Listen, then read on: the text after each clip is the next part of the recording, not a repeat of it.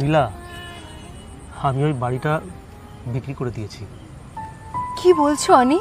তোমারও তো শখের বাড়ি, তুমি?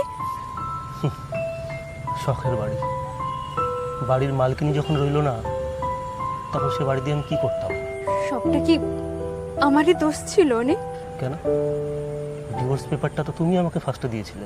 আর তুমিও তো সেটাতে সাইন করে দিয়েছিলে। কি করতাম? তখন তো তোমার মডেলিংয়ের কেরিয়ারটা তোমার কাছে বেশি ইম্পর্টেন্ট ছিল।